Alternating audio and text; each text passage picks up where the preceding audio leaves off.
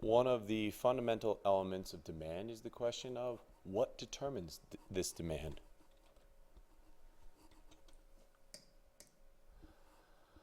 Consumers are influenced by personal feelings and history with products. You can think about fads of the last 20 years. Some of them may include things like Tickle Me Elmo, Tamagotchi, the personal keychain pets, or even go further into Ugg boots or hunter boots when it comes to fashion. Consumers are always going to be influenced by those around them as well as their own personal effects in that. Another aspect to take a look at is the question of prices of the related goods and services to the initial product. So a great example of that is this idea of substitute goods. Within substitute goods, the question becomes, what is the substitute?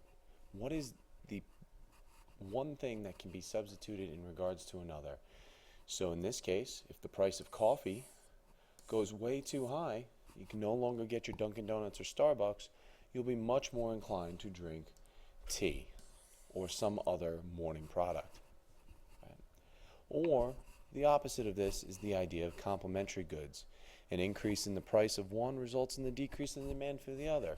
So if we have a spike in the price of peanut butter, the resulting effect will actually be a downward effect on the demand of the jelly that goes with.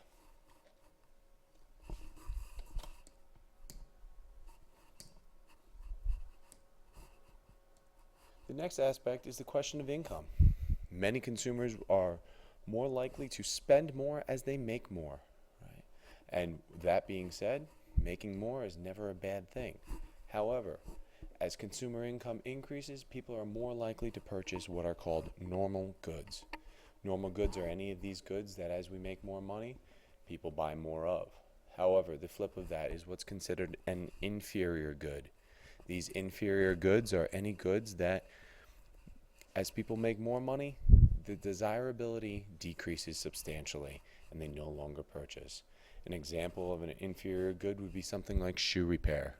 People no longer have their shoes repaired because of the increase in income, they're more likely to purchase new. Market size. As the market gets much larger, more people are likely to demand.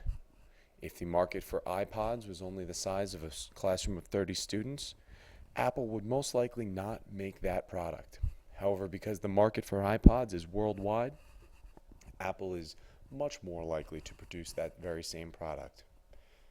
And finally, the last determinant of demand has a lot to do with future expectations. If you expect the price of gas to increase tomorrow, you're more likely to purchase gas today. However, if the price of gas is expected to drop tomorrow, you'll try to hold off and hopefully make it on whatever's left in your tank. The same can be said for income.